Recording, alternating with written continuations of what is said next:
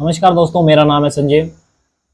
आज हम पढ़ेंगे सत्ता का वैकल्पिक केंद्र। सत्ता का, यदि आप चैनल पर नए हो तो चैनल को सब्सक्राइब कर दीजिए और वीडियो को लाइक कर दीजिए। तो सत्ता का वैकल्पिक केंद्र पढ़ने से पहले इसको पहले समझ लेते हैं। समझते हैं कि क्या हुआ सत्ता का वैकल्पिक केंद्र। तो आपका ये चैप्टर था, ये चौथा चैप्टर है। तीसरा चैप्टर आपके हटा दिया गया और पहला चैप्टर भी हटा दिया गया है। ठीक है, तो प्रथम विश्व युद्ध, तो प्रथम या फर्स्ट वर्ल्ड वार कब से कब तक चला? 1914 से 1918 तक चला first world war. Second world war 1939 से और 1945 तक सेकेंड वर्ल्ड वार चला। और शीत युद्ध 1945 से और 1991 तक चला। अब होता क्या है, तो 1941 में क्या हो जाता है, सोवियत संघ का विघटन हो जाता है। 1991 में सोवियत संघ का विघटन हो जाता है। 1991 में सोवियत संघ का विघटन हो जाता है। और जब सोवियत संघ का विघटन हुआ तो विश्व में केवल एक ही अर्थव्यवस्था कायम हो गई। विश्व में केवल एक ही अर्थव्यवस्था कायम हो गई, और वो अर्थव्यवस्था कौन सी थी? पूंजीवादी अर्थव्यवस्था।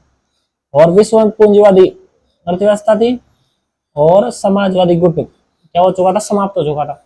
तो पूंजीवादी अर्थव्यवस्था का मुकाबला करने के लिए या फिर अमेरिका का मुकाबला करने के लिए कुछ देशों पर विश्वास था, कुछ देशों को विश्व पर विश्वास था कि जो देश सत्ता के वैकल्पिक केंद्र के रूप में उभरे हैं वो क्या कर सकते हैं? अमेरिकी गुट का क्या कर सकते हैं? मुकाबला कर सकते हैं या फिर अमेरिका का मुकाबला कर सकते हैं। तो उनमें विश्वास था कि पहला था यूरोपीय संघ, जो अमेरिका जैसी बड़ी महाशक्ति का मुकाबला कर सकता था। तो पहला कौन था? यूरोपीय संघ। दूसरा था आसियान। दूसरा कौन था? आसियान। और तीसरा था चीन,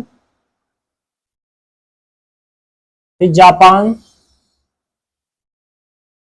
ऐसे थे जो इन पर विश्वास था, जो अमेरिका जैसी बड़ी महाशक्ति का मुकाबला कर सकते हैं। अब पढ़ेंगे आगे। सोवियत संघ के विघटन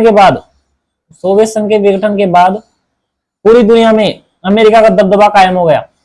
इसी बीच कुछ देशों का उदय हुआ, उन्हें सत्ता का वैकल्पिक केंद्र कहा जाता है। इसी बीच जो विघटन के बाद जो देशों का उदय हुआ वो देश उभर कर आए, अपनी अर्थव्यवस्था को सुधार कर जो उभर कर आए उन्हें सत्ता का वैकल्पिक केंद्र कहा जाता है, जो अमेरिका जैसी बड़ी महाशक्ति का मुकाबला कर सकते हैं। तो पहला संघ था यूरोपीय संघ। कौन सा संघ था? यूरोपीय संघ। तो पहले हम पढ़ेंगे यूरोपीय संघ के बारे में। अब देखो, सन 1948 में, मैंने आपको बताया कि सन 1948 में, पहले इसको समझ लो कि सन 1948 में अमेरिका का जो नेता था, सन 1948 में अमेरिका द्वारा, किसके द्वारा? अमेरिका द्वारा जो पश्चिमी यूरोप के देश थे, मैंने आपको बताया था, जो पश्चिमी यूरोप के जो देश थे उनकी अर्थव्यवस्था को सुधारने के लिए, पश्चिमी यूरोप के देशों की अर्थव्यवस्था को सुधारने के लिए क्या चलाया? एक प्लान। कौन सा प्लान? एक मार्शल योजना चलाई। किसने चलाई? जो मार्शल द्वारा ही चलाई गई, मार्शल के द्वारा ही चलाई गई मार्शल योजना, जिसका उद्देश्य था कि पश्चिमी यूरोप के देशों की अर्थव्यवस्था को सुधारना। पश्चिमी यूरोप के देशों की अर्थव्यवस्था को सुधारना इसका उद्देश्य था। तो पढ़ते हैं आगे। यूरोपीय संघ सन 1948 में पश्चिमी यूरोप के देशों की सहायता करने के लिए मार्शल द्वारा मार्शल योजना चलाई गई, जिसके तहत पश्चिमी यूरोप के देशों की अर्थव्यवस्था को सुधारा गया। अब आपके प्रश्न आएगा कि मार्शल योजना किसे कहते हैं? तो सन 1948 में पश्चिमी यूरोप के देशों की सहायता करने के लिए मार्शल द्वारा मार्शल योजना चलाई गई, जिसके तहत पश्चिमी यूरोप के देशों की अर्थव्यवस्था को सुधारा गया। उसे मार्शल योजना के नाम से जाना जाता है। तो मार्शल योजना के तहत सन 1948 में यूरोपीय आर्थिक सहयोग संगठन की स्थापना की गई। ये 1-2 नंबर का क्वेश्चन है। मार्शल योजना के तहत सन 1948 में क्या किया गया?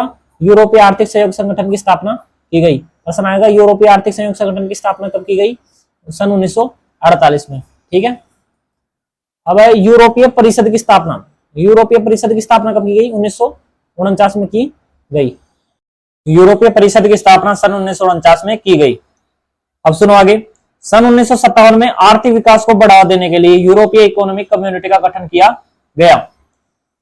अब देखो प्रश्न पूछा जाएगा कि यूरोपीय इकोनॉमिक कम्युनिटी का गठन कब किया गया, यानी कि यूरोपीय देश थे, पश्चिमी यूरोप के देश थे, उनका आर्थिक विकास के लिए सन 1957 में यूरोपीय इकोनॉमिक कम्युनिटी का गठन किया गया। क्वेश्चन पूछा जाएगा यूरोपीय इकोनॉमिक कम्युनिटी का गठन कब किया गया, सन 1957 में। कब किया गया, सन 1957 में। अब अगला है सन 1992 में maastricht संधि के तहत यूरोपीय संघ की स्थापना की गई। अब प्रश्न पूछा जाएगा कि maastricht संधि पर हस्ताक्षर करके किन देशों ने यूरोपीय संघ की स्थापना की, तो किन देशों ने की, पश्चिमी यूरोप के देशों ने, और फिर बाद में इसमें पूर्वी यूरोप के देश भी शामिल होने लगे थे। ठीक है,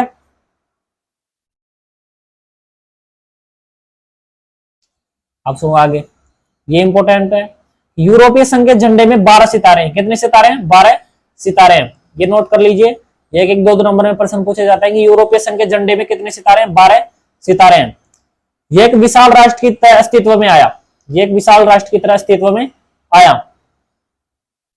ये फिर बाद में क्या था कि 1992 के बाद ये विशाल राष्ट्र की तरह अस्तित्व में आया, और ये बहुत ही ज्यादा शक्तिशाली यूरोपीय संघ, बहुत ही ज्यादा शक्तिशाली था।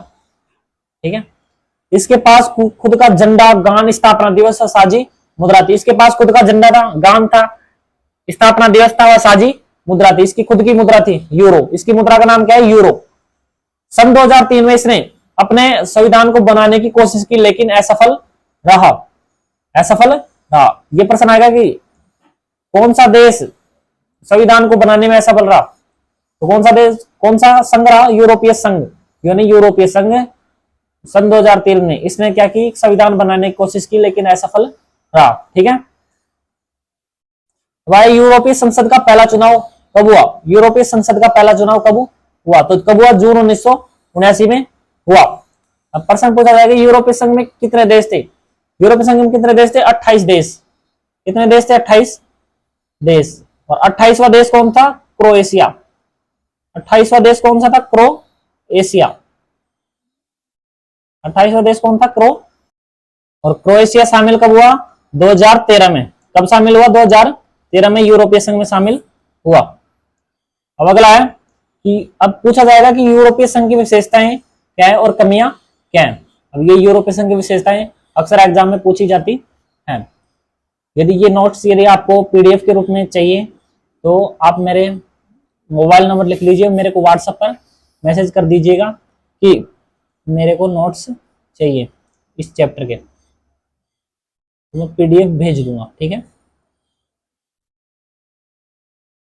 ये मेरे व्हाट्सएप नंबर है, इस पर कॉल ना करें, कॉल वैसे होगी भी नहीं, व्हाट्सएप करें। ठीक है, हाँ, अगर यूरोपीय संघ की विशेषताएं पूछी जाएगी आपको। यूरोपीय संघ का राजनीतिक, आर्थिक और सैन्य प्रभाव जबरदस्त है।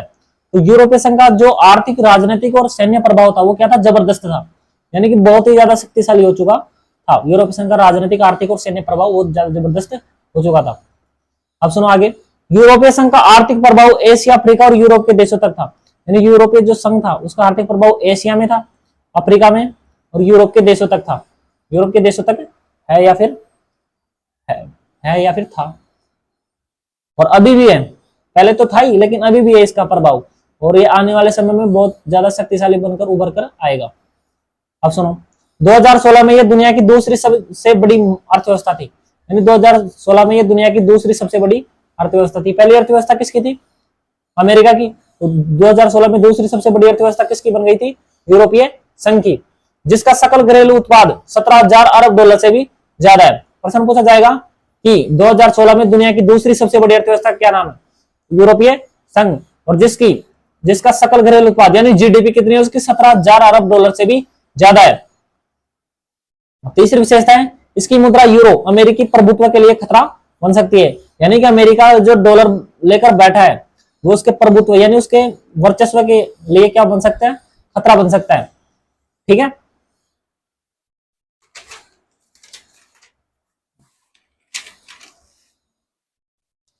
हाँ, तो 5वीं विशेषता है विश्व व्यापार में ये अमेरिका से 3 गुना ज्यादा है। यानी विश्व व्यापार में अमेरिका से कितने गुना ज्यादा है, ये 3 गुना ज्यादा है।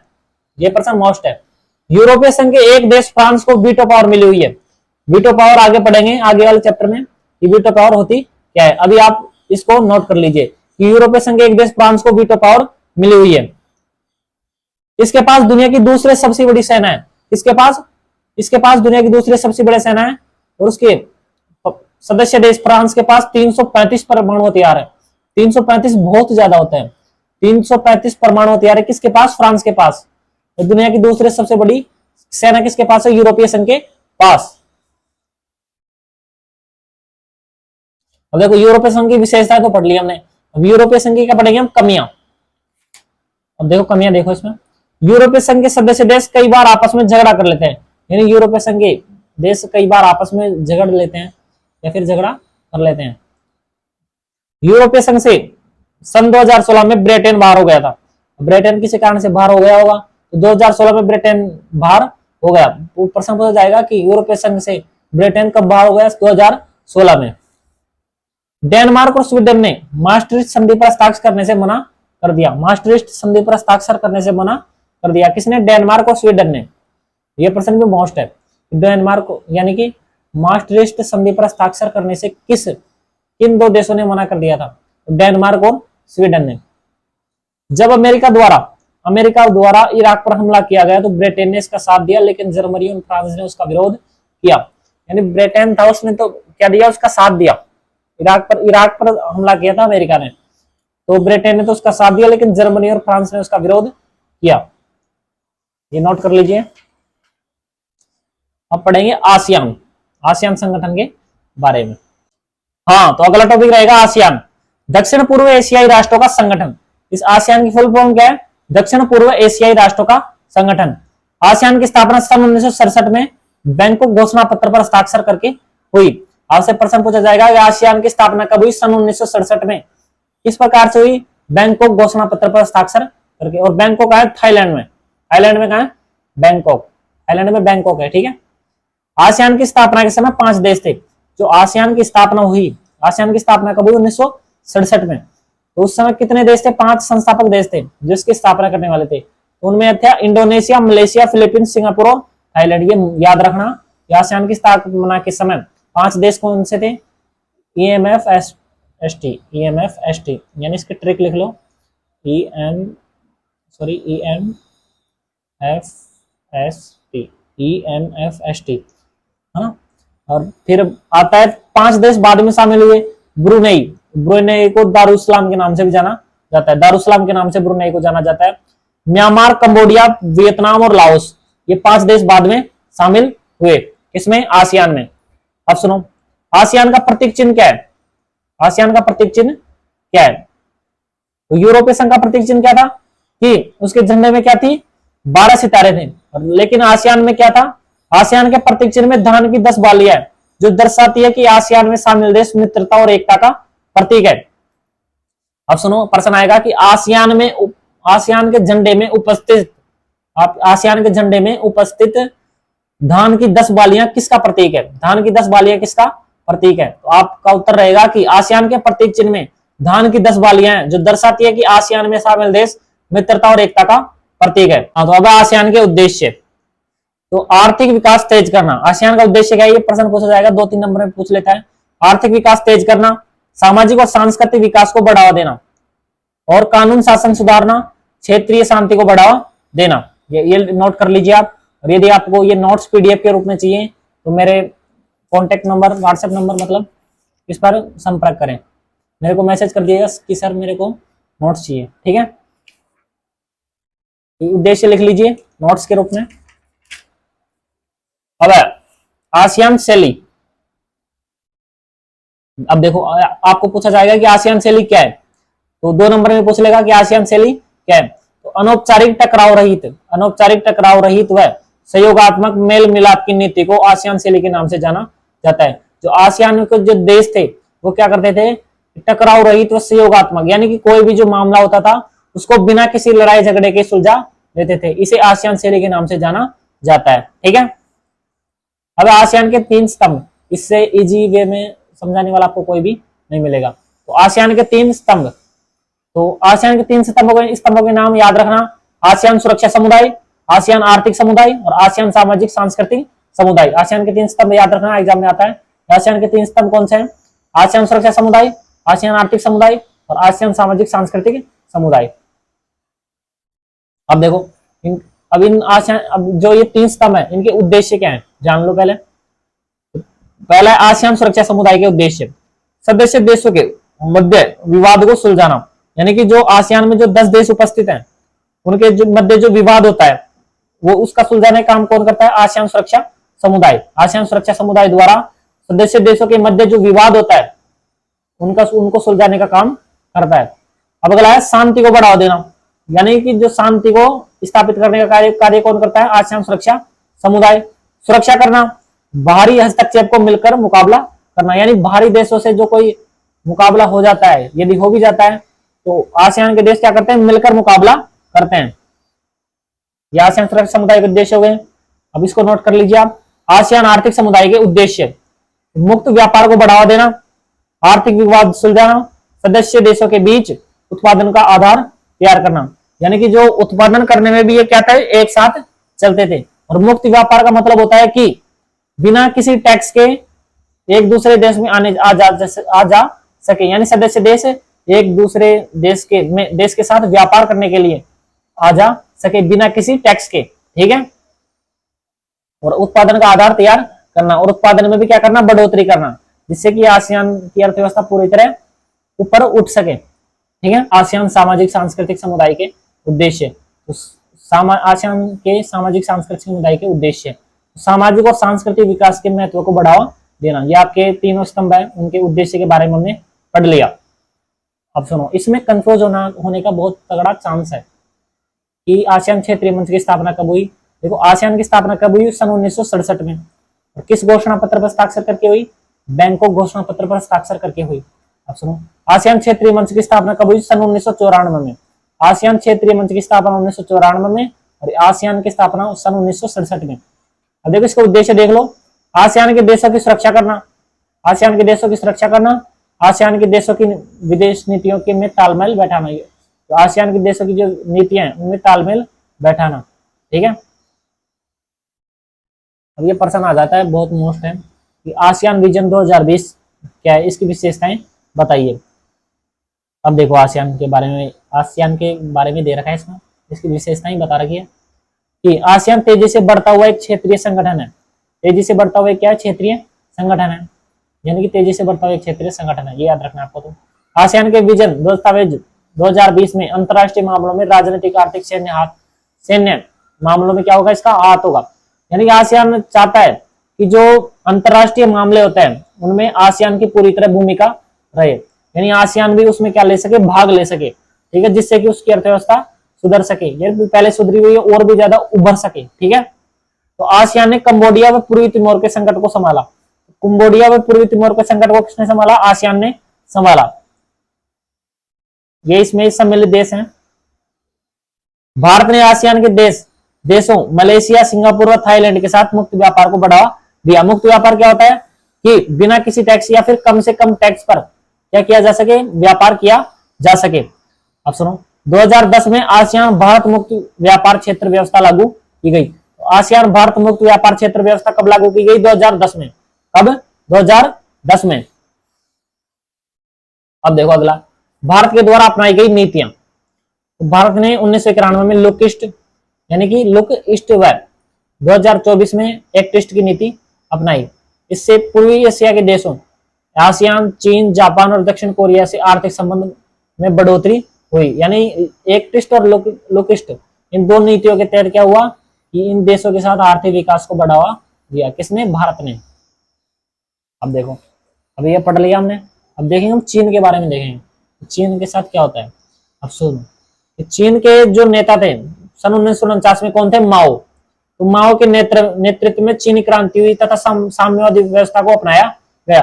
तो 1949 में क्या होता है कि चीन के नेता माओ द्वारा कौन सी अर्थव्यवस्था को अपनाया गया? साम्यवादी अर्थव्यवस्था को अपनाया गया, यानी सोवियत संघ के साथ ये शामिल था। कौन? चीन, यानी 1949 में। लेकिन क्या हुआ फिर?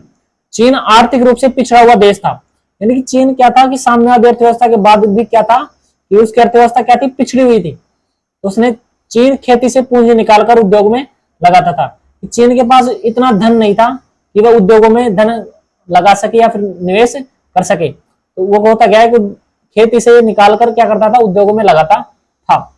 चीन के पास विदेशी मुद्रा की कमी थी। विदेशी मुद्रा की कमी इसलिए थी क्योंकि वो विश्व यानी कि जो दूसरे देश थे उनके साथ व्यापार बंद कर रखा था। किसने? चीन ने। अर्थात बाहरी देशों के साथ व्यापार नहीं था, यानी कि जो बाहरी देशों के साथ आयात निर्यात होता है वो चीन के द्वारा नहीं किया गया था। ठीक है, लेकिन चीन की जनसंख्या भी तेजी से बढ़ रही थी। चीन ने जनसंख्या नियंत्रण कानून बनाए। अब देखो, इसी के साथ चीन की जनसंख्या भी तेजी से बढ़ रही थी और उसका आर्थिक विकास भी नहीं हो रहा था, तो चीन ने जनसंख्या नियंत्रण के लिए कानून बनाए। वर्तमान समय में चीन जितना विकसित है वह सब अपनी आर्थिक नीतियों के कारण हुआ है। अब देखो, चीन क्या हुआ कि पहले क्या थी, साम्यवादी अर्थव्यवस्था थी उसमें, तो उसने क्या किया कि आर्थिक नीतियों को अपनाया, यानी अर्थव्यवस्था को सुधारने के लिए आर्थिक नीतियों को अपनाया। अब सुनो क्या होता है। तो 1978 में चीन ने मुक्त व्यापार की नीति अपनाई। प्रश्न आएगा कि चीन द्वारा मुक्त व्यापार की नीति कब अपनाई गई या फिर ओपन डोर की नीति कब अपनाई? 1978 में। नीति चीन के तात्कालिक नेता डेंग श्याओपेंग ने अपनाई। किसने अपनाई ओपन डोर की नीति? डेंग श्याओपेंग ने अपनाई, जो तात्कालिक नेता थे। इसके बाद चीन का आर्थिक विकास तेजी से हुआ। 1978 के बाद चीन का आर्थिक विकास तेजी से हुआ। अब सुनो, 1973 में चाउएन लाई ने 1973 के में कौन थे नेता? चाउएन लाई ने 4 क्षेत्रों में आधुनिकीकरण को अपनाया। कृषि में आधुनिकीकरण अपनाया, यानी कि नए यंत्र और नई टेक्नोलॉजी अपनाई। उद्योगों में नई टेक्नोलॉजी अपनाई, सेना में नई टेक्नोलॉजी अपनाई, विज्ञान और प्रौद्योगिकी में विकास किया। किसने? चाउएन लाई के नेतृत्व में। और 1978 में कौन बने? डेंग श्याओपेंग ले। और 1973 में चाउएन लाई। अब सुनो, प्रश्न पूछा जाएगा 1973 में किसके नेतृत्व में 4 नए क्षेत्रों के आधुनिकीकरण को अपनाया गया? तो किसके नेतृत्व में? चाउएन लाई के नेतृत्व में। कृषि, उद्योग, सेना और विज्ञान और प्रौद्योगिकी में आधुनिकीकरण अपनाया गया। अब सुनो, जब दोनों प्रश्न एक एक नंबर के हैं। 1982 में क्या किया गया? चीन में खेती का निजीकरण किया गया। खेती का क्या किया गया? निजीकरण। पहले क्या थी? चीन में साम्यवादी अर्थव्यवस्था थी, लेकिन अब खेती का क्या हो गया? निजीकरण। देखो क्या होता है इसमें कि धीरे धीरे विकास किया गया। क्या किया गया? धीरे धीरे विकास किया गया। जो शॉक थेरेपी थी उसकी तरह नहीं किया गया। शॉक थेरेपी में क्या हुआ कि एक साथ ही पूरे काम करने लग गए और उसकी अर्थव्यवस्था पूरी तरह तहस नहस हो गई। लेकिन चीन ने क्या किया? दिमाग से काम किया और 1982 में खेती का निजीकरण अपनाया और 1998 में उद्योगों का निजीकरण किया। ठीक है। चीन 2001 में विश्व व्यापार संगठन का सदस्य बना। चीन WTO का सदस्य कब बना? 2001 में। अब WTO के बारे में आगे पढ़ेंगे हम आगे वाले चैप्टर में। चीन के साथ भारत के संबंध कैसे हैं? अब देखो, चीन के साथ भारत के संबंध कैसे हैं। तो चीन के साथ भारत का विवाद भी है। भारत का विवाद, ये विवाद संबंधी क्या है? क्षेत्र है। तो क्या क्या विवाद है भारत और चीन के मध्य जो चल रहे हैं संबंध? तो 1950 में चीन द्वारा तिब्बत को हड़प लिया जाता है। फिर तिब्बत के नेता ने डरकर भारत में शरण ली। इस बात से चीन नाराजगी जाहिर करता है। और उस समय कौन था नेता तिब्बत का? उस समय तिब्बत का नेता था दलाई लामा। ठीक है। जम्मू कश्मीर व अरुणाचल प्रदेश को लेकर ये विवाद पर आ जाते हैं। तो अरुणाचल प्रदेश और जम्मू कश्मीर पर भी ये विवाद पर बने रहते हैं। ये विवाद के क्षेत्र है इनके ना, विवाद संबंधी संबंध है इनके। सन 1962 में भारत चीन युद्ध हुआ जिसमें भारत हार गया। ये भी विवाद ही था। चीन द्वारा पाकिस्तान को मदद की जाती थी, इससे भी भारत नाराज था। अब देखो, चीन क्या था कि पाकिस्तान की मदद करता था, जिससे भारत क्या था? नाराजगी जाहिर करता था और भारत उस पर क्रोधित था, यानी कि उसके साथ ये विवाद चल रहा था। ठीक है। चीन भारत के परमाणु परीक्षण पर विरोध करता था। अब देखो, कोई भी देश हो, यदि कोई देश आगे बढ़ रहा है तो जो पीछे देश है वो उसका विरोध करते हैं। ठीक है। यानी कोई विद्यार्थी ज्यादा नंबर ले आता है और जो कम लाता है तो कम लाएगा, वो क्या बोलेगा कि कुछ ना कुछ विरोध करेगा ही, उसके तो टीप टाप के बन गई, वैसे बन गई, ऐसे बन गई। तो चीन भारत के परमाणु परीक्षण का विरोध करता है। अब देखो, चीन के सहयोग के क्षेत्र है। सहयोग के क्षेत्र क्या है कि सहयोग संबंधी संबंध है इनके। तो हिंदी चीनी भाई भाई का नारा लगा कुछ समय के लिए। 1988 में प्रधानमंत्री राजीव गांधी ने चीन की यात्रा की, जिसके बाद सीमा विवाद पर बातचीत हुई। अब देखो 1988 में प्रधानमंत्री कौन थे? राजीव गांधी थे। तो चीन की यात्रा की और उसके साथ उसके उस समय क्या हुआ कि बातचीत हुई, किस पर? सीमा विवाद पर बातचीत हुई। सांस्कृतिक संबंधों का आदान प्रदान किया, यानी चीन व भारत ने क्या किया कि सांस्कृतिक संबंध भी स्थापित किए। अब सुनो, अब इसी के बाद आता है जापान। अब जापान, ये थोड़ी थोड़ी चीजें याद कर लेनी है आपको, ये छोटे छोटे क्वेश्चन आते हैं। जापान परमाणु बम की विभीषिका झेलने वाला एकमात्र देश है, जो कि हिरोशिमा और नागासाकी थी, उन पर परमाणु बम डाले गए थे।